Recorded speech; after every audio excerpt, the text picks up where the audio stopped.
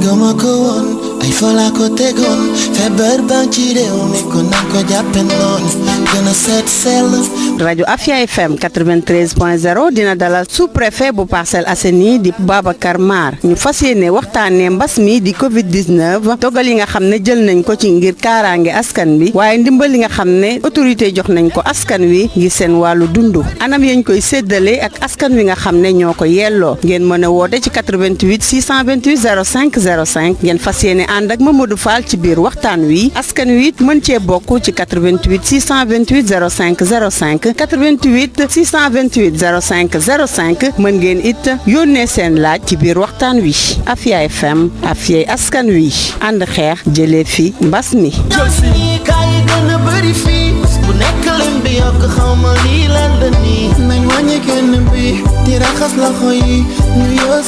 mbokk yi asalaamaaleykum wa rahmatulahi taala wa barakatuhu yéen ñii di teewlu rajo Afia FM 93.0 ni ngeen ko déggee kon ci bande annonce bi kon noonu la ñuy fas yéene doxalee li nga xamante moom mooy jotaay bi di benn émission spéciale mi ngi leen jagleel ci xeexum jàngoroy coronavirus naka noonu itam ñu amee tey mbégte dalal fi kilifa gi nga xamante ne tey moom moo yilif li di arrondissement bu Parcelles Assainies di le sous-préfet Babacar Ibra Mar moom la ñu fas yéene kon àndal ni kii tey ci jotaay bi ñu fas yéene ci indi ay leeral yu bëri waaye itam taxawaay bi surtout par rapport ak xeex jàngoro ji ci biir arrondissement bi laata ñuy xuus ci waxtaan wi ci présentation bi ngeen di ci ànd ak Mamadou Fall dañuy jëbbal kaddu gi le sous-préfet des Parcelles Assainies mu ànd ak askan yu nuyoo ba pare su ko defee ñu mën a xuus ci biir kon waxtaan wi monsieur le sous-préfet asalaamaaleykum. Mamadou waaleykum salaam maa ngi lay nuyu di nuyu auditeur ak auditrice su rajo bi yëpp di am mbégte ñëw doon seen gan di rafetlu bu baax seen wàllu liggéey ràññeen nañ ko avant mbas mi di am waaye depuis bi mbas bi amee itam gis nañ ne vraiment seen taxawaay gën na ci rafet donc di nuyu personnelu rajo bi yëpp donc nga baal ma tuuti rek ma profité waale ci occasion bi ngir comme Grand Yoff la ñu nekk. donc ma nuyu le premier magistrat donc de la ville di monsieur Madiop Diop bi ma ko nuyoo mu yóbbaale l'ensemble des maires yi nga xamante ni bii ñoo nekk ci arrondissement bi di maire u Parcelles Assainies Patte d'Oie ak Cambérène di nuyu médecin chef de district di docteur Sy di nuyu médecin chef u district bu médecin chef u centre de santé bu Sami municipal donc ak mboolemu médecin yi ak ICP yi ci nekk di nuyu aussi délégué de quartier yi donc di nuyu aussi bépp bonne volonté parce que ñoom dañoo bokk ci jàmbaar yi nga xamante ne bi mbas bi duggee fii ba léegi wax dëgg fa yàlla donc am nañ ci taxawaay bu am solo bu ñuy rafetlu donc vraiment di leen nuyu bu baax di leen sant. mu ngoog balaa ñuy xuus tamit ci li nga xamante moom mooy ci waxtaan wi dañ lay également remercier ci wuyusi bi nga xamante ne nangu nga ñu wuyusi ci biir émission spéciale ci Afia FM mais balaa ñuy dem d'abord monsieur le sous-préfet li nga xamante ne moom mooy sa complicité ak ñi dëkkee ci arrondissement bi yëpp gis nañu ko ñëpp rafetlu nañu ko da nga fi yàgg wala. yàgg naa fi yàgguma fi ndax daanaka ñaari at laa fi def. ñaari at waaw. xëj na peut-être doxalin bi la parce que man je pense que dans nu mu tuddati le côté professionnel comme dans le côté social ni ma mel donc laay wane xëj na peut-être ci éducation boobu moo tax ma mën a saafonteeg ñu bëri. du sama mbaax du sama njàmbaar waaye bu fekkee dafa méngoo ak peut-être li nit ñi di xaar ci autorité donc dama siy sant yàlla sant samay waajur nga xamante ni bii xëj na ñoom ñoo ma def ni ma mel tey waaye du ma ci ndamoo ci benn wet waaw parce que bu dee baax ñamay seq liggéey bi ñoo ma gën a baax fuuf bu dee tabee ak taxawaay aussi ñoo ma ko ëppale. mu ngoog léegi nag xam naa ni dañuy dem tuuti rek ci wàllum jàngoro coronavirus bi su ko defee dinañu ñëwaat ci biir xibaar ci biir émission bi itam ak yeneen laaj mais tey boo ñu doon defal li nga xamante ne moom mooy benn xayma par rapport ak tolluwaay bi ci jàngoro ji ci arrondissement Parcelles Assainies lan lay doon. waaw tolluwaay bi lu ñu yomb lay doon ndax boo xoolee jàngoro bi dafa am ñaari fànn dafa am fànn boo xamante ne bi fànn paj bi la boobu wax dëgg fa yàlla ñu ngi ci sant yàlla ndax ba fii may wax ak yéen donc sunu cas yi maanaam boo gisee bu nay wax Ndakaaru dañuy wax district ouest district centre ñoo ci ëppale waaye ñun nga xamante ne bi district nord la te district nord moo ëmb 4 communes yi ba fii may wax ak yéen lim biñ ci am wax dëgg fa yàlla néew na waaw waaye du doon lu ñuy ndamoo ndax bu fekkoon ne dañoo nekk pàcc boo xamante ni bokkul Sénégal ñu mën koo ndamoo waaye comme dañoo nekk Sénégal te mbas mi Sénégal gi yëpp la laal donc dañ si sant yàlla di gën a góorgóorlu bañ a bàyyi suñu loxo waaye itam di ñaan yàlla fépp fu mu law aussi mu mën fa wàññeeku ba nit ñi mën a dellu si seen yitte. beneen fànn bi mooy wàllu prévention ndax li ci ëpp ci xeex bi ci wàllu fàggu moo ci ëpp doole wàllu woowu nag alhamdulilah rabbil alamin ñun taxawal nañ benn comité boo xamante ne bi comité de mise en œuvre et de suivi de la campagne de riposte contre le Covid-19 boo xamante ne bi man maa ko jiite médecin chef district nord bokk ci bépp maire de commune bokk ci donc waa service d'hygiène ak bépp nit boo xamante ne bi jàpp nañ ne ci wàll wi am nga ci njariñ waaw campagne de prévention bi nag mi ngi wéy ndax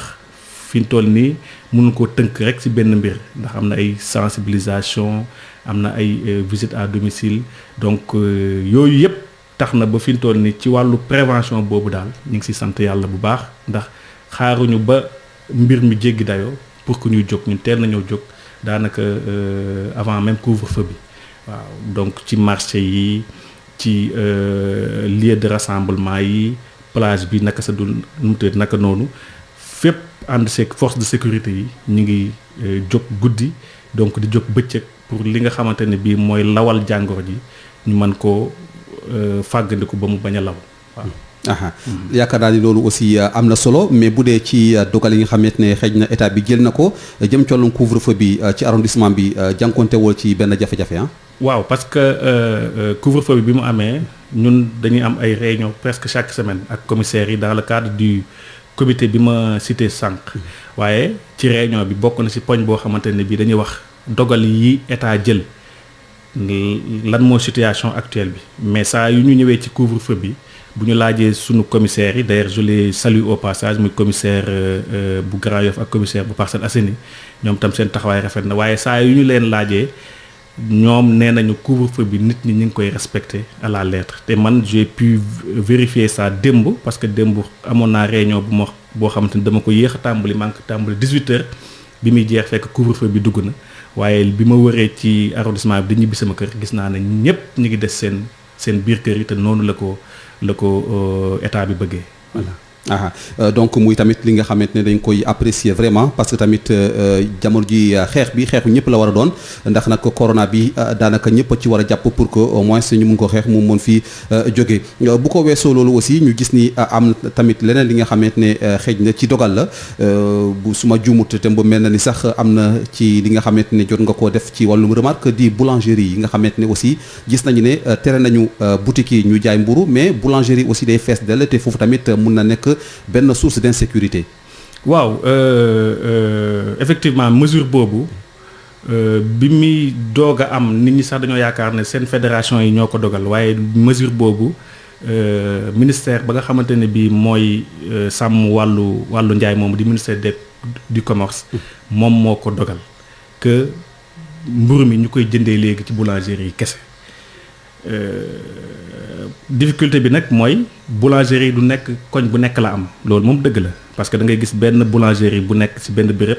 daal di laawaale ay ñett wala ñeenti quartier yoo xamante ni bii xëj na da daan dem ba ci ñoom ñu jënd ci boutiquier bi wala ci kiosque bi léegi nag mesure boobu bi mu amee ñoom ñëpp dañuy ñëw daje ci boulangerie bi war a jënd waaye Mamadou. règle moom muy loi muy règlement jëfee dong la lan ko mën a defee. oui état bi bu xasee jël ndogal ne boulangerie yi donc foofu lay jëndee mburu ñu nekk ci jamonoy mbas mu war a am ay précautions yoo xamante ne bii boulangerie yi dañ ko war a jël ñoom obligation la pour ñoom ñu jël ko. waaw obligation la pour ñoom ñu jël ko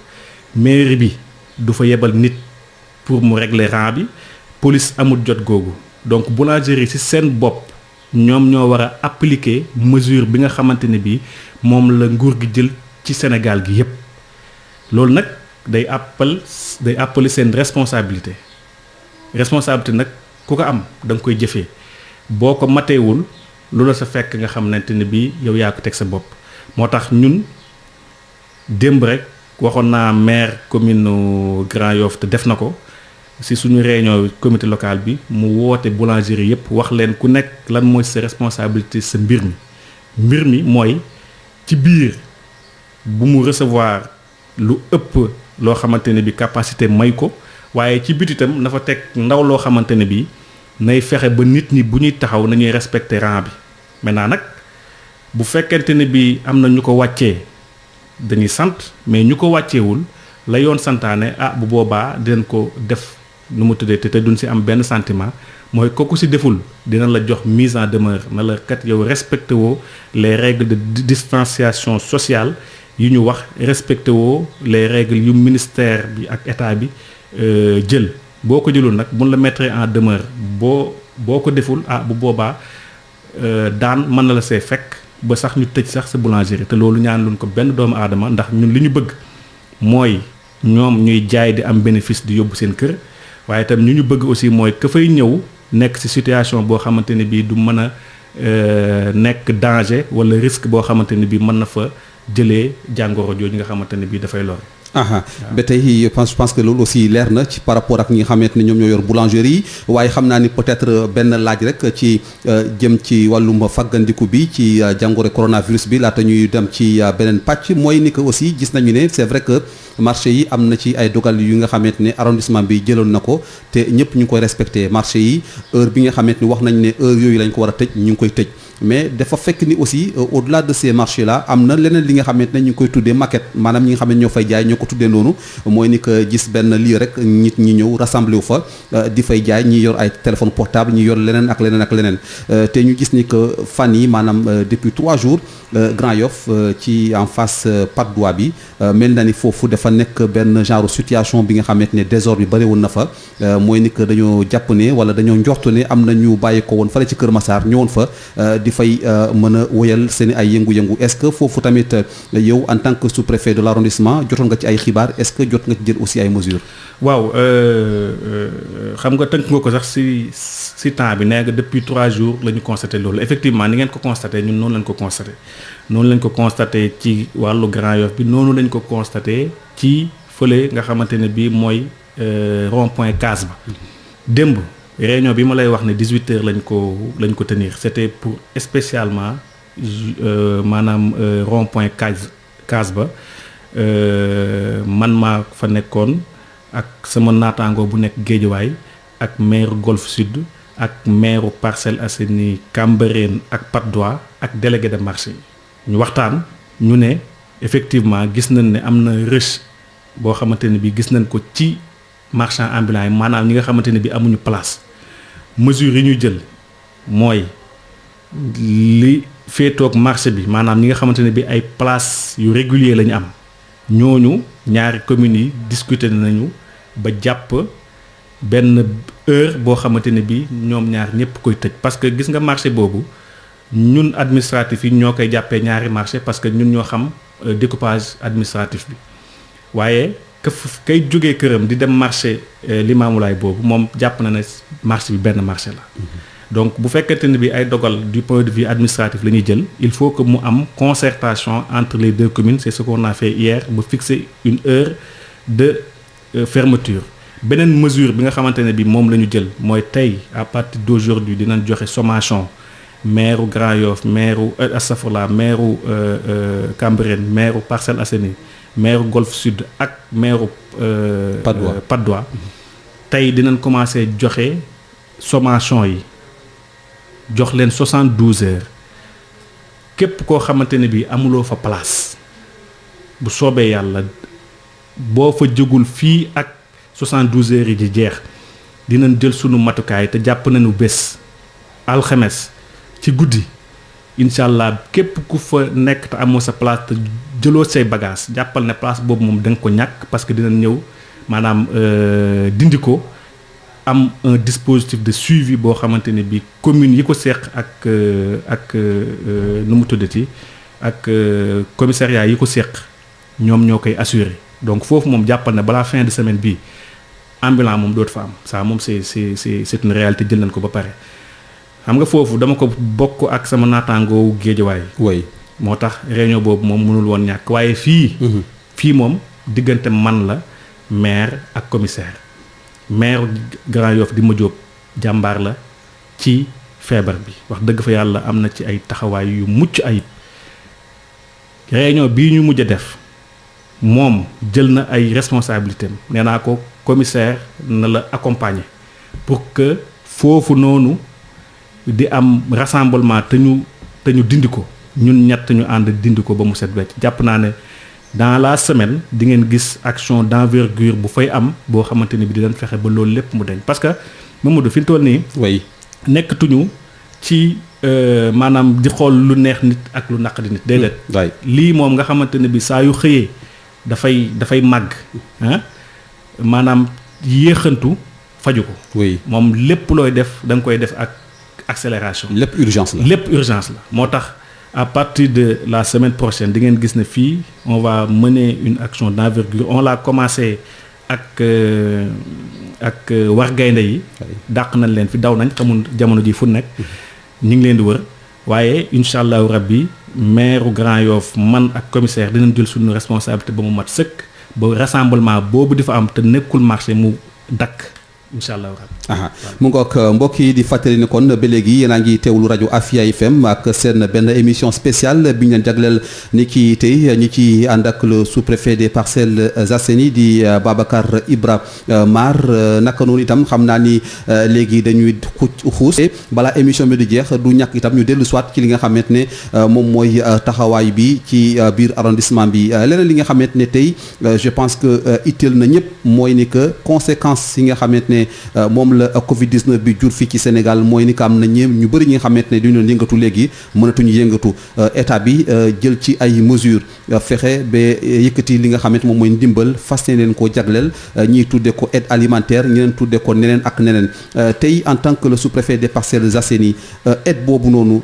ndax mun nga jox askan wi xibaar bi nga xamante ne ndax ñu bëri ñu ngi posé wu la question di laaj naka la mbir mi war a demee. waaw loolu moom xëj na bu mu ci wax dina xaw a yaatu tuuti ndax dayo bi moo tax. dëgg la waaye li nga wax noonu la ndax mbas mi bi mu duggee ci dëkk bi dafa am ay dérèglement yu mu indi ci yenn ménage maanaam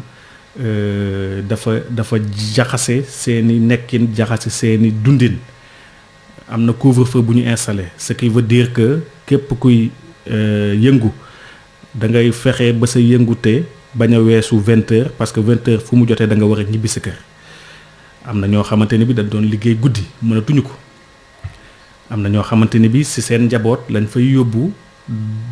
daan ku doon lijjanti ba mu weesu 8h boobu ñu fixé couvre-feu bi donc mu am njeexital ci seen dundin am njeexital ci seen nekkin moo tax état wax dëgg yàlla comme moom moo njaboote ñépp mu ne jarul mu leen di seetaan ñoom ñu dese ak seen bopp déedéet mu ne naa fexe ba jël ndimbal lu takku fexe ba ménage boo xamante ne bii da nga nekk ménage bu néew doole te maanaam na nga mënatoo ko ñu fexe ba nga xamante ne bii di nga mën a jot ci ndimbal loolu ndimbali nag comme je l'ai dit ndimbal moom mënul daj waaye état bi décidé na 1 million de ménages yoo xamante ne bii ñi ngi ci Sénégal su ma waxee ménage mooy koo xamante ne bii am nga njël j'ai bien fait de faire la précision parce que Dakar la ñu nekk. am na kër yoo xamante ne bii boo duggee ci bâtiment bi am na ñaari borom kër wala ñetti borom kër ba ñeent ba juróom donc munoo taxaw ne benn kër la rek parce que benn bâtiment la mën nga koo considérer comme ménage déedéet ménage mooy ka am jabar am ay doomam donc ber njëlam kooku bu fekkee dafa nekk ci situation bu vulnérables ci situation de pauvreté donc mënul boppam maanaam ay amam tam taxul mu demee noonu donc nguur gi ne dinaa fexe ba dimbale ci Sénégal lu tollu 1 million de ménages voilà loolu moom la nguur gi décidé. 1 million de ménages 1 million boobu. commune bu nekk am na ci Sénégal. waaw 553 communes yëpp ku si nekk am na ci. léegi arrondissement bu Parcelles Assainies ñu gis ni que am na ñeenti communes. waaw ñeenti communes yi est-ce que tey en tant que sous-préfet mun nga ñoo leeral par exemple commune bu nekk ñaata ñoo ci war a bénéficier wu ndax nag parfois ñu gis ay chiffres ci internet bi est-ce que méngoo na ak réalité ou pas mais je pense que yow boo ñu ci waxee moom loolu mën nañ koo jàpp officiellement. waaw li officiel. oui loo xamante ne bii moom la nguur gi jàpp mooy commune Grand Yoff lu toll ci 17 632 ménages lay jàppale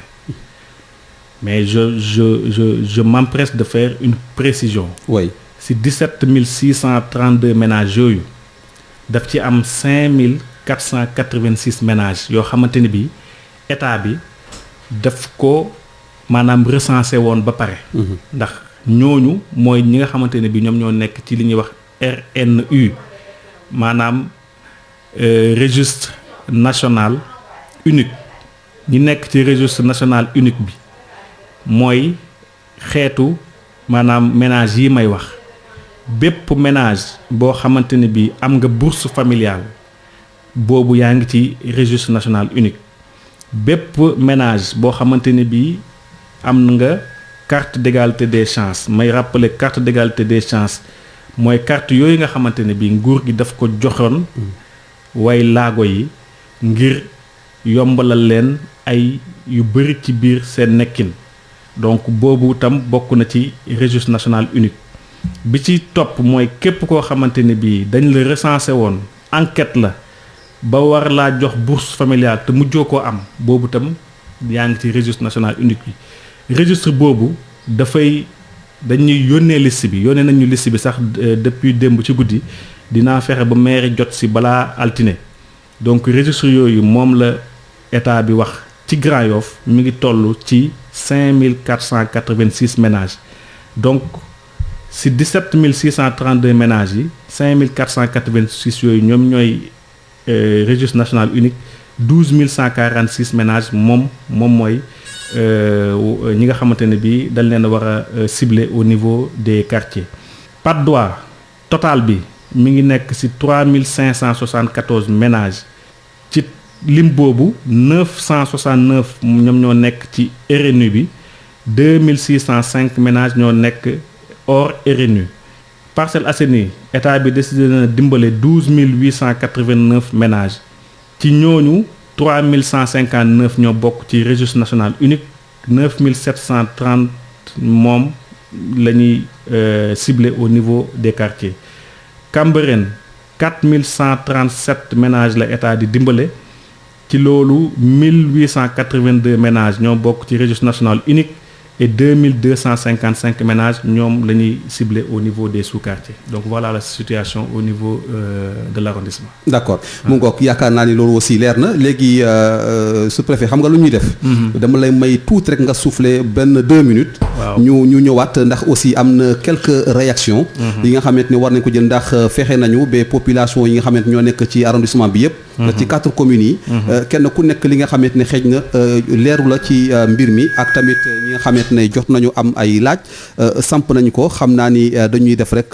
dem déglu ji Vox Pop bi nga xamante ne réalisé nañu ko ci boobule fan ñu mën a dikkaat. Moi je m'appelle Abdoulaye Samba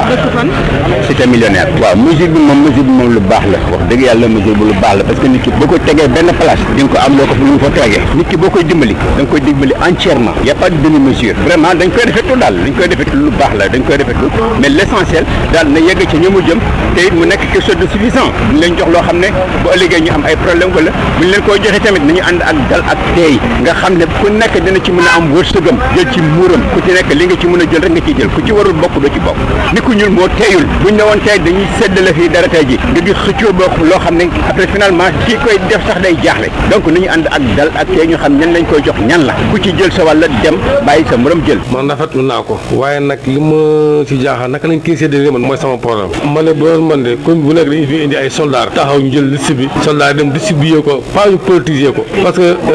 lii moom du lu ñu politiser wax dëgg yàlla. man Babacar Lo dëkk Patte d'Oie jàpp nañ ni aide alimentaire yu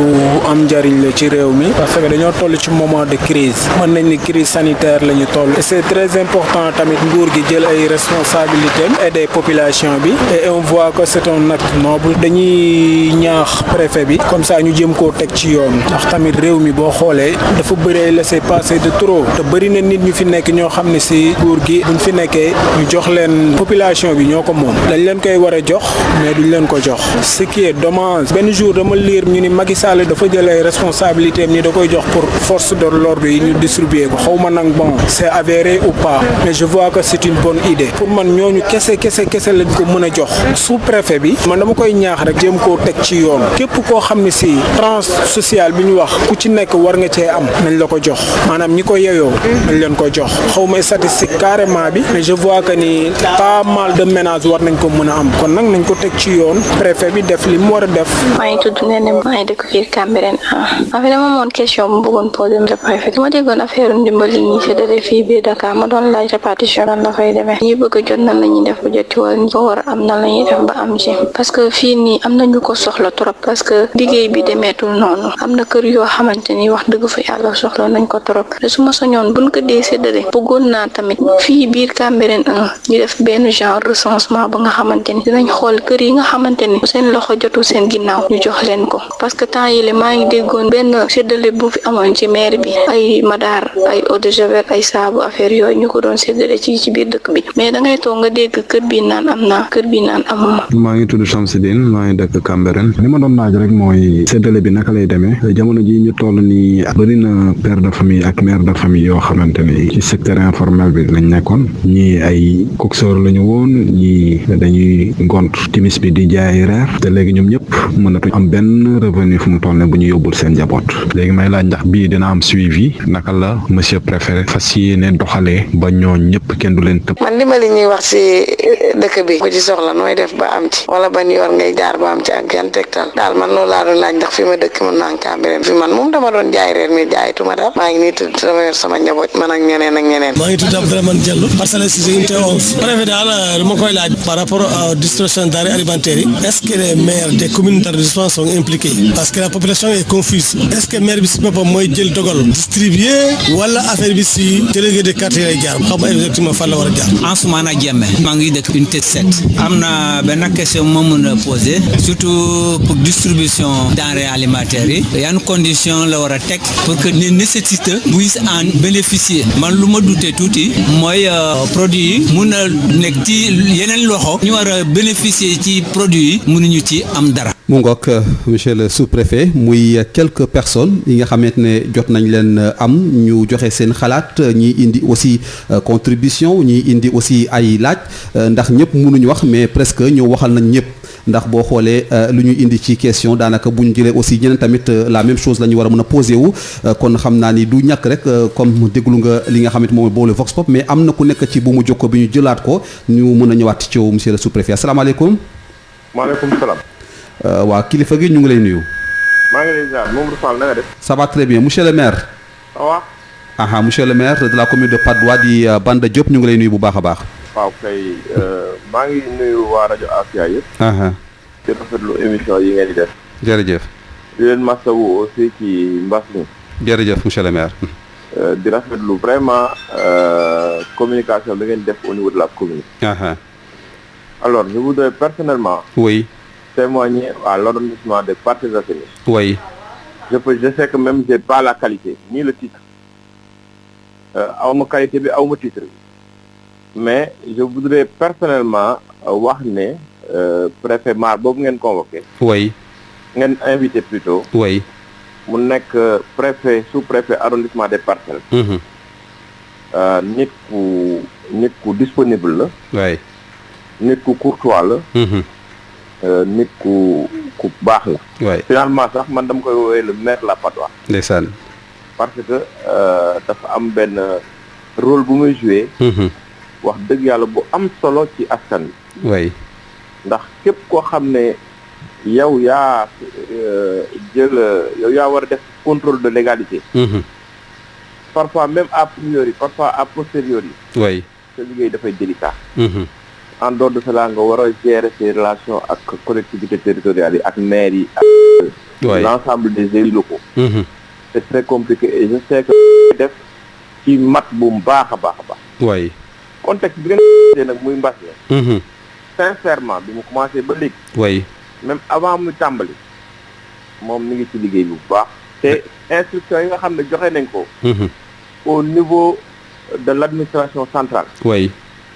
lépp mi ngi koy doxal avec rigueur. mi ngi woote CDDM di ci impliqué ñëpp ñi ci war a bokk yëpp. waay bi nga xamante ni aussi jot nañu circuler wàllu aide alimentaire bi. te loolu ci félicité président bu baax. waay def na ci liggéey bu mucc ay. ba pare woote na ci transparence bu leer. donc vraiment dama bëggoon wax ne. waay